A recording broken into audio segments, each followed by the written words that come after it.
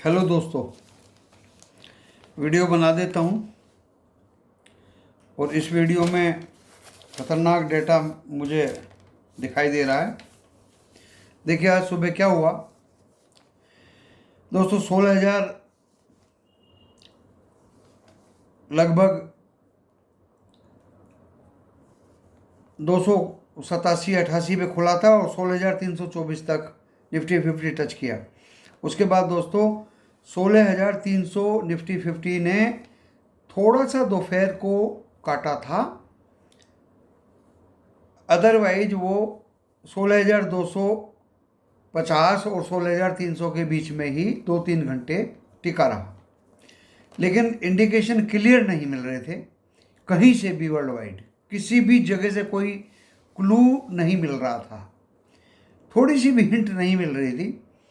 इसलिए मैंने तो सीधे सोच लिया था कि अगर एक दिन हम काम नहीं करेंगे तो व्यूवर्स को ऊपर जाएगा बाजार या नीचे जाएगा, उसका इंडिकेशन अगर नहीं देंगे तो कोई दिक्कत नहीं होगी। नुकसान से अच्छा तो काम ना करें, वो बढ़िया। दोस्तों देखते ही देखते बाजार 16,172 नीचे में टच किया और फिर इंडिकेशन, फिर हिंट आए बाहर से कि अगर ये 200 के ऊपर बंद हो गया या 200 के ऊपर काटेगा तो ये फिर ऊपर जाएगा। दोस्तों डो जोन फ्यूचर्स भी कभी माइनस में कभी प्लस में, +50 +56, तो भी मैं अपने दिल पे काबू करके बैठा रहा कि मैं तब तक इंडिकेशन नहीं दूंगा तब तक ये 100 प्लस नहीं दिखा दे। दोस्तों डो जोन फ्यूचर्स प्लस नहीं दिखाया, जैसे ही +56 दिखाता था तुरंत बहुत जल्दी -56 भी हो जाता था। तो ये छुई मुई का जो खेल था वो मैं इसको आसानी से समझ गया था कि मैं अपने व्यूवर्स को हिंट नहीं दूंगा कि आप पुट खरीदो या आप कॉल खरीदो या आप स्टॉक खरीदो। हाँ, कुछ स्टॉक्स में मैंने थोड़ा थोड़ा 2-2 स्टॉक्स, टाटा स्टील या रिलायंस जब 2710 पे आ गया तो कोई ज़्यादा फर्क की बात नहीं है दोस्तों। कल ऊपर भागा था, आज वो नीचे आ गया। एक ही हिंट में पकड़ के बैठ गया कि जो इस इंडेक्स को बढ़ाने वाले हैं, Bajaj finance, Reliance industries, Tata steel, जब वही गिरे हुए हैं तो इसको ऊपर खींचेगा कौन। दोस्तों ये बहुत बड़ा तजुर्बा ऐसे मुकाम पे काम आता है। मैंने बिल्कुल भी, आज पहला दिन है 4 महीने में जो मैंने बिल्कुल किसी भी तरह का हिंट नहीं दिया कि ये ऊपर जाएगा या नीचे जाएगा। उधर बैंक निफ्टी 34,500 पे खुला और 752 देखते देखते हो गया, फिर 34,483 पे, 400 और 500 के बीच बहुत देर तक रहा दोस्तों। 34,343 टच करके 34,483 पे बंद हुआ। मेरे लेवल आज नीचे की सपोर्ट 34,200 थी। निफ्टी में मेरी सपोर्ट आज 16,100 थी दोस्तों, और वो 172 टच किया और फिर 16,201 पे बंद हुआ। बैंक निफ्टी 34,346 टच हुआ और 34,483 पे बंद हुआ। अब आप सुन लीजिए, पूरा यूरोपियन मार्केट पे मेरी नज़र है। बच्चे बोलते हैं कि आप हिंट कहाँ से लेते हैं, आप क्या क्या देखते हैं, आप डो जोन फ्यूचर्स के बेस पे देखते हो? नहीं, मैं मोबाइल में डो जोन फ्यूचर देखता हूँ। मैं टीवी पे जब तक अपडेट होता है उससे पहले मेरे मोबाइल पे आ जाता है दोस्तों। दूसरी बात, मैं यूरोपियन मार्केट देखता हूँ कि किस कदर गिरा है। उनके पॉइंट्स बढ़ते ही रहे रेड में, CSE, डैक्स एंड FTSE देखता रहा दोस्तों मैं। और आप देखिए अभी डैक्स और FTSE तो 2% से भी ज़्यादा गिरे हुए हैं। यूरोपियन एशियन मार्केट मॉर्निंग में संघाई को छोड़ के जो 45 पॉइंट अप था बंद हो गया, बाकी सभी इंडाइसिस बंद थे एशियंस के, रेड में थे दोस्तों। निकी भी खतरनाक डाउन था और रही कई कसर जो है अब डो जोन फ्यूचर्स ने और नैस्डैक ने निकाल दी। 750 पॉइंट डो जोन डाउन है, नैस्डैक 349 पॉइंट डाउन है दोस्तों। हमारे बाजार में FII ने लगभग 4,000 करोड़ का कैश में बिकवाली करी। उसके अगेंस्ट 2,831 करोड़ की DII ने बाइंग की और सबसे बड़ी बात यह है कि 1,728 करोड़ के इंडेक्स फ्यूचर भी बेचे FII ने, जो ये इंडिकेट करते हैं कि आने वाले दिनों में बाजार पे काले बादल का साया साफ नज़र आ रहा है। अब आप ऐसे माहौल में कैसे काम करेंगे? देखिए, मैंने बताया कि जो भी अच्छे स्टॉक्स हैं, आप इन्वेस्टमेंट 2-2 SIP करिए, 5-5 शेयर की करिए, जिनके रेट ज़्यादा हैं उनको 2-2 की करिए। देखिए, 3 तरह के स्लैब है मेरे पास। 1000 से नीचे है 5-5 स्टॉक खरीदिए, 1000-2000 के बीच में है तो 2-2 स्टॉक खरीदिए दोस्तों, और जो 4000 या उसके आसपास है उनका 1-1 स्टॉक खरीदिए। ऊपर में जैसे डीमार्ट का शेयर है 3700 कुछ पे, एक खरीदिए। इन्फोसिस 1500 आज काट दिया, और मैंने तो बोला ही हुआ अपना लेवल क्या आएगा दोस्तों। आपको इस चैनल पे सुन के हंसी आएगी। 1250 रुपया मैंने ये कई बार देखा है ऐसे मौक़ों पे, इसलिए आप इसके 2 शेयर ही खरीदें जब भी खरीदें, चाहे 1400 में खरीदें, चाहे आप 1420 में खरीदें। टेक महिंद्रा के आप 2 या 3 शेयर मैक्सिमम खरीदें, एक बार में सारे मत खरीदें। CDSL का किसी भाई ने पूछा था, बुरा स्टॉक नहीं है, बंधी हुई आमदनी है, घाटे का सौदा नहीं है, लेकिन 2-2 स्टॉक से ज़्यादा आप मत खरीदिए। अब आप नीचे आ जाइए। नीचे में जो आपको स्टॉक्स ऊपर में एक रिलायंस भी है, रिलायंस के भी आप 2-2 शेयर ही खरीदिए, ज़्यादा मत खरीदिए दोस्तों। टाटा स्टील को भी आप ज़्यादा अहमियत मत दीजिए, 2-2 स्टॉक खरीदिए, हो सकता है 1000 काट दे। आज तो मुझे विश्वास हो गया है 991 को भी काट दे, ऐसा भी मुझे लग रहा है, लेकिन ये एक्स डिविडेंड होगा उसके बाद ही काटेगा, इससे पहले तो नहीं काटेगा। ऐसा मुझे लगता है मंडे को सपोर्ट मिल जाएगी, कुछ ट्यूसडे को और ज़्यादा मिल जाएगी। तो इस तरह से मैं आपको अपने स्टॉक्स बता रहा हूँ, और जो स्टॉक्स 200, 300, 400 के पास है, वेदांता का 5-5 शेयर खरीदिए, कोई प्रॉब्लम नहीं है दोस्तों इस रेट पे। जब भागेगा तो हाथ नहीं आएगा। ONGC का 10-10 शेयर खरीदिए, कोई दिक्कत नहीं है। लेकिन अभी क्या हो रहा है कि कोरोना दोबारा से चाइना में टेस्टिंग और लॉकडाउन लग रहे हैं, उससे स्टील की डिमांड घटेगी, क्रूड ऑयल की भी घटेगी, उसका भी रेट नीचे आएगा, काफ़ी फर्क उसका पड़ेगा। हमारे बॉम्बे में भी सुना है मैंने, कोरोना के केसेस बढ़े हैं। उधर यूरोप में भी चिंता के बादल छाए हुए हैं, और US में तो आज परफॉर्मेंस देखनी पड़ेगी डो जोन्स की एक्चुअल और नैस्डैक की। अगर वो अच्छी परफॉर्मेंस दिखाते हैं तो फिर तो हम बेल आउट हो जाएंगे मंडे को, और अगर उनकी बुरी परफॉर्मेंस रहेगी दोस्तों तो मंडे को बेल आउट, चाहे डो जोन्स फ्यूचर ग्रीन में भी होगा तो भी हम बेल आउट होने के चांसेस नहीं लग रहे। सब कुछ डिपेंड करता है फेड मीटिंग पे। फेड मीटिंग पे अगर इंटरेस्ट रेट नहीं बढ़ते हैं तो बेल आउट 100% हो जाएंगे, लिक्विडिटी बढ़ी रहेगी। अगर फेड रेट के इंटरेस्ट रेट बढ़ा दी फेड मीटिंग में नेक्स्ट वीक, तो दोस्तों उससे लिक्विडिटी कम होगी, मनी का सकिंग ज़्यादा होगा, फ्लो कम होगा। आज हमारे इन्फ्लेशन के डाटा भी अच्छे नहीं आए हैं। मैंने तो दोपहर को आने से पहले ही बोल दिया था, लिख भी दिया था व्हाट्सएप पे, इसलिए मैंने आज कोई हिंट दिया ही नहीं कि बाजार ऊपर जाएगा या बाजार नीचे जाएगा। दोस्तों, जब मुझे ही कोई क्लू नहीं मिला तो मैं क्यों बच्चों को दूं? एक दिन अगर नहीं भी हम करेंगे काम तो कोई आफत नहीं आ जाएगी, अदरवाइज मैं डाउन भी दे सकता था। डाउन वालों को मैंने कहा कि इसको काट के जाइए, बराबर करके जाइए, अपनी पुटों को चाहे 2 पैसे मिलें बराबर करके जाइए। कॉल बिल्कुल भी बाई नहीं करनी है। स्टॉक्स जो आपको मजबूत लगे फंडामेंटली, मेरे से पूछिए। अभी किसी भाई ने पूछा टाटा मोटर खरीद लूँ क्या, यस बैंक में पैसा लगा दूं क्या? मैंने साफ मना कर दिया, वो मेरा मेंबर भी नहीं है। आप पूछिए व्हाट्सएप करके, मुझे क्या आफत आ रही है 2 शब्द लिखने में?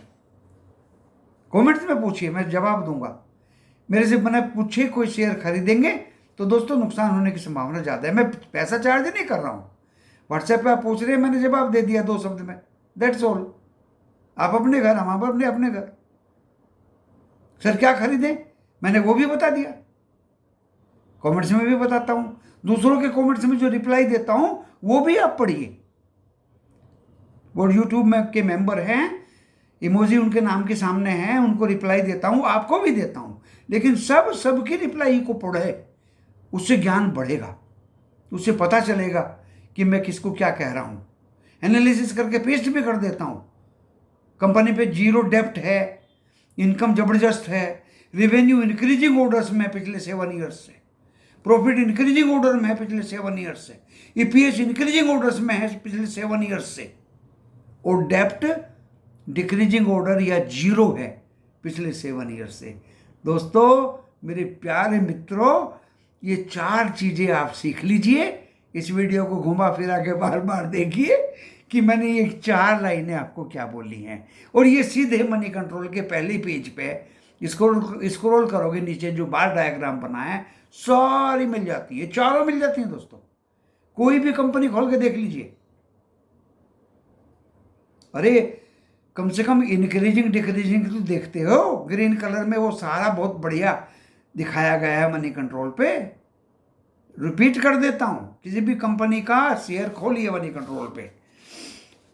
इसलिए बता रहा हूं कि मेरे ऊपर बर्डन ज्यादा पड़ेगा, नहीं तो मुझे ही व्हाट्सएप करते रहोगे रात भर, टेलीफोन करते रहोगे मुझे रात भर, कमेंट्स लिखते रहोगे मेरे लिए। इसलिए बता रहा हूं, मेरा भी इसमें स्वार्थ है। कंपनी का नाम लिखिए मनी कंट्रोल पे और सीधे स्क्रॉल करके नीचे आ जाइए, ग्रीन बार चार्ट मिलेगा उसका बना हुआ, उसमें 6 साल के 7 साल का डाटा है। ये नहीं कि तुम अडानी विल्मर का डाटा देख रहे हो, जो नए आईपीओ उनका डाटा नहीं मिलेगा भाई, जो पुराने फंडामेंटली मजबूत शेयर है उनका डाटा मिलेगा। इंक्रीज पहला हेडिंग होता है उसमें रेवेन्यू इंक्रीजिंग ऑर्डर में होनी चाहिए, सेल कितनी हुई, रेवेन्यू को कहते हैं सेल। प्रॉफिट इंक्रीजिंग ऑर्डर में होने चाहिए, EPS earning per share increasing order में होना चाहिए, और चौथा पैरामीटर है दोस्तों डेप्ट, कर्जा। अगर 0 लिखा है तो well and good. For example देखिए, एक कंपनी छोटी सी बता देता हूं, मोइल, MOIL, मैग्नीज और इंडिया लिमिटेड, ऐसा कुछ मोइल का नाम है। उसमें रिवेन्यूज बढ़ते जा रहे हैं, प्रॉफिट बढ़ता जा रहा है, ईपीएस बढ़ता जा रहा है, डेप्ट 0 है दोस्तों। दूसरी कंपनी प्राइवेट है, ये तो गवर्नमेंट की है, प्राइवेट है अपना हरकुलिस होस्ट, बजाज जी की कंपनी है, रेवेन्यू बढ़ते जा रहे हैं, प्रॉफिट बढ़ता जा रहा है, अर्निंग पर शेयर बहुत ज़्यादा बढ़ता जा रहा है, और डेप्ट 0 है। दोस्तों, ऐसी कंपनियों को ढूंढिए प्लीज। नाल्को को ढूंढिए, नाल्को, नेशनल एल्यूमिनियम, रेवेन्यू बढ़ते जा रहे हैं, प्रॉफिट बढ़ता जा रहा है, अर्निंग पर शेयर बढ़ती जा रही है, और डेप्ट दोस्तों 0 है, और डिविडेंड भी बहुत अच्छा देती है। विनाइल केमिकल को देखिए, लेकिन नीचे में आप कितने नीचे में इनको पकड़ सकें, ये आपकी काबिलियत पे डिपेंड करता है। नीचे से नीचे में पकड़ेंगे तो मुझे खुशी होगी, बस वही सबसे ज्यादा काबिल होगा जो अच्छे स्टॉक को नीचे से नीचे में पकड़ लेगा। और स्टॉक अच्छे ढूंढने का तरीका मैंने बता दिया है। अभी कुछ लोगों ने पोर्टफोलियो अपने भेजे हैं, अभी 1 घंटे बाद में उनको देखूंगा। दोस्तों, उनके कंपनियों के आगे पीछे कुछ है ही नहीं। जब है ही नहीं, ना सेल है, ना प्रॉफिट है, ना रेवेन्यू, तो दोस्तों क्या कंपनी चलेंगी वे? 1 साल में रेवेन्यू आ गया, दूसरे साल में फुस हो गया, तीसरी में फ्लैट हो गया, चौथी में फिर 0 हो गया। दोस्तों क्या चलेंगी कंपनी? लेकिन जिस तरह से मैंने बताया, कम से कम इतना तो देख ही सकते हो। मैं हर इंडियंस को बोल रहा हूं ये बात, जो मेरे इस वीडियो को देख रहा है। हिंट तभी दूंगा कि बाजार ऊपर जाएगा या नीचे जाएगा, तब 100% श्योर हो जाऊंगा। आज नहीं दिया, कल दिया था मैंने हिंट, मैं श्योर था, मैंने हिंट तब दिया। आज मैं श्योर नहीं था दोस्तों। जब तक मैं श्योर नहीं रहूंगा तब तक मैं लिखित पेस्ट अपने व्हाट्सएप पर नहीं करूंगा। श्योर हो जाऊंगा क्योंकि पैसा इन्वॉल्व है। पैसा इन्वॉल्व है, और जहाँ प्रॉफिट मिले उसको छाप लीजिए दोस्तों। एक शेयर और दिमाग में आया अभी अभी, हिंडाल्को 385 बताया था, बच्चे हंसे थे, सर 425 चल रहा है, 385 की बात कर रहे हो, डबल से भी ज़्यादा प्रॉफिट आया है। मैंने कहा भैया ये शेयर बाजार है, हंसो मत, 385 आएगा, उससे भी नीचे आएगा। अब शर्त तो ये लगती है कि मैं नीचे में पकड़ूं या आप पकड़ो। मैं आपको एक शेयर नीचे में पकड़ के दिखाऊंगा, आप उससे भी नीचे में अगर 10-20 रुपए पकड़ोगे तो मुझे खुशी होगी। बस आगे आने वाले समय का यही खेल है, 15-20 दिन का। 15 जुलाई से शायद इसमें पंख लगें, वर्ल्ड वाइड रिसेशन आ जाए। मुझे तो लगता नहीं दोस्तों, जैसा हल्ला गुल्ला लोगों ने किया हुआ है, पर मुझे लगता नहीं है कि ये लेमन ब्रदर्स हो जाएंगे। नो, वो 2008 मैंने देख लिया है, उसमें तो मॉर्गेज प्रॉपर्टी तक खत्म हो गई थी, बैंक तक उड़ गए थे, इंश्योरेंस उड़ गए थे। ऐसा मुझे नहीं लगता। कोरोना में देखो नेचुरल एक आपदा थी, वो कभी भी किसी भी देश में किसी भी समय पर आ सकती है, वो व्यक्ति विशेष के हाथ में नहीं होती। हाँ, इतना बाजार अब नहीं गिरेगा जैसे कोरोना में 8,411 आ गया था। और अच्छे स्टॉक्स अगर आप पकड़ते हैं, जो मैं बता रहा हूं दोस्तों, चाहे कितना भी गिर जाए, कोरोना में मेरे पास गेल के बहुत शेयर थे, अरे मैंने और ऐड कर लिए 65 रुपए पे, क्या फर्क पड़ता है। ओएनजीसी के मैंने और 78 रुपए पे शेयर इकट्ठे कर लिए, क्या फर्क पड़ता है, डूबेंगी ये कंपनी। टाटा मोटर्स भी मैंने 69 में बहुत इकट्ठे किए थे, मुझे नहीं लगा, मैंने बेच लिए। गेल मेरे पास आज भी बहुत है, ओएनजीसी आप देख ही रहे हो कहां उड़ रहा। तो दोस्तों ये मौके होते हैं, आपको बताऊं। हाँ, जहां प्रॉफिट हो वहां आप ले लीजिए। पैसा तो चाहिए खरीदने के लिए। टीवी के तोते तो कभी नहीं बोलते कि आप बेचो, बेचना तो उनके लिए पता नहीं गवर्नमेंट ने बंदिश लगा रखी है या उनके प्रोप्राइटर ने लगा रखी है, बेचने का नहीं बोलने का है। तो दोस्तों मैं तो बेचने का पहले बोलता हूँ, खरीदने का बाद में बोलता हूँ। TTML पे भी आज एक बच्ची ने प्रॉफिट लिया, मुझे खुशी हुई, गुरुजी 4,000 मिल गए। मैंने कि बच्चे खुश रहो, गुरुजी को भी मिले थे। जिसको प्रॉफिट मिलता रहे, ठीक है, वो अपर सर्किट में है, वो ऑपरेटर लगा रहा है, अपर सर्किट लगाने दो, लेकिन हमें तो टैक्स देते जाओ। जो हमने इसको 115-17 में खरीद कर रखा है, हम 140 रुपये 50 पैसे में क्यों ना बेचें भाई, कल का क्या भरोसा। हम इंतजार करेंगे जब तुम दोबारा नीचे आओगे। तो दोस्तों मस्त रहिए, खुश रहिए, और टाटा स्टील से बोर मत होइए। 51 रुपये का डिविडेंड पहले लीजिए, एक माह मेहरबानी करके, एक माह बियर सहन करिए, सब्र रखिए, पेशेंस रखिए। मैंने गेल जैसा पेशेंस आपको बता दिया है, ओएनजीसी जैसा पेशेंस मैंने बता दिया है, और भी बहुत सारे स्टॉक्स थे दोस्तों। टाटा स्टील अगर 600, 700, 800 आ जाएगा, हम और खरीदेंगे, थोड़े थोड़े खरीदेंगे, हम ज़्यादा ना खरीद के थोड़े खरीदेंगे, कोई प्रॉब्लम नहीं है। लेकिन अभी इस रेट पे बेच दें, नहीं। 51 रुपये का तमाशा स्वाद चखिए, उसके बाद स्प्लिट का स्वाद चखिए। ऑपरेटर को जो कुछ करना है करने दो, वो अपनी मनमानी करता है। ये दुनिया बहुत बड़ी है, बहुत बड़े बड़े लोग हैं जो ऑप्शन और पता नहीं क्या क्या फ्यूचर और क्या क्या लगाते हैं, लगाने दो उनको, हम अपना खेल खेलेंगे। अपना खेल ये है कि टाटा स्टील के 1000 तोड़ेगा तो फिर हम थोड़ा थोड़ा 10-10 स्टॉक लेंगे, वो 900 तोड़ेगा हम फिर 5-5 लेंगे दोस्तों, वो 800 तोड़ेगा तो हम 3-3 स्टॉक कर देंगे, और अगर वो 700 तोड़ेगा तो हम पड़ोसी से उधार मांग के दोस्तों 100 शेयर खरीदेंगे, फिर हम पीछे नहीं हटेंगे। रिलायंस 2200 के नीचे आ जाए तो दोस्तों मैं तो टूट पड़ूंगा। फंडामेंटली मजबूत शेयर खरीदिए, स्ट्रॉन्ग शेयर्स में ही पैसा लगाइए, यही सबसे पहले भागने वाले रहेंगे। और बाजार को मैं 40 साल से देख रहा हूं, बाजार ये मौके दिया करता है और दोस्तों फिर ये भागा करता है। जितना पैसा आपका मल्टी लेयर होता है शेयर बाजार इक्विटी में, कहीं नहीं होता। म्यूचुअल फंड्स में ये करनी भी जमा मत करिए दोस्तों। ये मेरी इस यूट्यूब के चैनल पे गुजारिश है आप लोगों से, क्योंकि आप अपने पैसे का खुद मालिक बनिए इक्विटी में खर्च करके। Why you will be paying a payment to manager of a fund. किसी फंड के मैनेजर को आप पगार क्यों देंगे? आप अपनी इक्विटी का खुद मालिक बनिए। वो भी तो इक्विटी को ही मैनेज करते हैं, पहले अपनी पगार निकालते हैं। आपको मैनेज उनेज तो बाद में करते हैं।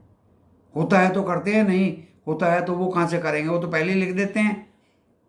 म्यूचुअल फंड रिस्की है, पहले ही एक शर्त आपसे साइन करवा लेते हैं। तो दोस्तों ये सबसे बढ़िया है और अच्छे अच्छे स्टॉक्स की लिस्ट मैंने आप लोगों को दी हुई है, और रिव्यू करके मैं, अब 2 दिन की छुट्टी है, और रिव्यू करके मैं अच्छी लिस्ट बनाऊंगा। ज़्यादा की नहीं बनाऊंगा और मुश्किल से 10 स्टॉक की बनाऊंगा, ताकि आपका ध्यान उन 10 शेयर्स पे ही रहे बस। ऐसे 10 स्टॉक की दुनिया टस से मस हो जाए, वो स्टॉक जब स्टॉक बाजार चलेगा तो सबसे पहले भागेंगे। शर्त ये रहेगी दोस्तों एक दूसरे बच्चों में कि भाई मैंने सस्ता खरीदा या आपने सस्ता खरीदा। अभी तो सस्ते खरीदने की होड़ लगनी चाहिए। HPCL दिया था, आने दो ना नीचे भाई। अभी तो एक्स डेट 14 रुपये की नहीं आई है। अगर बाजार टूट रहा है, सोमवार को अगर पढ़ाई हो जाएगी तो 220 तो तोड़ने दो ना HPCL को। मेरे फॉलोवर्स और मेरे बंदे तैयार है एकदम, टूटने दो ना। IOC को 110 रुपया, 30 जून एक्स बोनस डेट बहुत दूर है। BPCL को आने दो ना 280-90 रुपया। नाम भी बता रहा हूँ स्टॉक्स के। MRPL और चेन्नई पेट्रो नहीं लेना भाई, मैंने बता दिया था। देखिए मैं हंस के बोल रहा हूँ, 4 साल MRPL में फंसा रहा, 140 में खरीद लिए थे दोस्तों। फिर मैंने 30-40 पे वो बराबर किए, 1500 शेयर इकट्ठे हो गए थे 82 रुपये में। जो 4 साल बाद, 4 साल में तो जेल से भी छुटका आदमी ठीक हो जाता है। तो दोस्तों मेरा दिमाग ठीक कर दिया MRPL और MRPL को मैं दोबारा दोस्तों टच नहीं करूंगा। वैसे मेरे कंपनी की सिस्टर कंसर्न है ये। जब बिरला जी ने लगाई थी 3 रुपये शेयर का भाव चला करता था, तभी ONGC ने टेक ओवर की थी, एक्विजिशन किया था इसका। अब मैंगलोर में कभी ज़मीन का झगड़ा हो जाता है, लैंड एक्विजिशन का, कभी काम में बाधा आ जाती है, कभी क्रूड महंगा हो जाता है, कभी मार्जिन घट जाते हैं, कभी मार्जिन बढ़ जाते हैं, पता नहीं दोस्तों। बट फंडामेंटल इक्विटी बहुत बड़ी है। और एक बार 6 रुपया दिया था, इसलिए हम चक्कर में आ गए थे 140 रुपये के। अब तो मेरे ख्याल से 3-4 साल से 1 रुपये भी नहीं दी है डिविडेंड। तो दोस्तों इस तरह के भूल भुलैया में मत पड़िए। कहीं भी भाग जाए शेयर, 7-8 हज़ार है स्टॉक मार्केट में, हम दूसरे शेयर्स में प्रोबेबिलिटी एक्सप्लोर करेंगे। इस तरह के स्पीड थ्रिल्स बट किल्स वाले शेयर्स को हम टच नहीं करेंगे। MRPL हो या चेन्नई पेट्रो हो, बहुत तेज़ी से भागे हैं ये। और एक और भाग आया दोस्तों, नवेली लिग्नाइट, उसके बारे में भी मैंने आप लोगों को बता दिया है। 60 रुपये आता है, फिर 80-85 चला जाता है, फिर 60 रुपये आता है, 80-85 चला जाता है।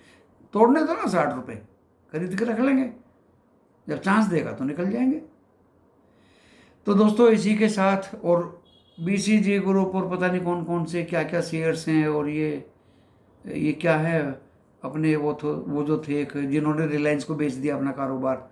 दोस्तों इस तरह के शेयर्स के चक्कर में मत पड़िए, सीधे सीधे रास्ते चलिए जहाँ से स्टॉक्स में पैसा मल्टी लेयर होता है। सारे तरीके मैंने बता दिए हैं, और इन 2 दिन की छुट्टी में 10 स्टॉक्स ऐसे फर्म करके आपको हर जगह पे पेस्ट करूँगा हर इंसान को बताऊंगा कि अपनी मूडी को, अपने पैसे को, क्योंकि मैं दुखी हो गया दोस्तों। सर वहाँ पैसे लगा दिए, वहाँ इतने लगा दिए। अरे भाई यही तो फंसना बोलते हैं।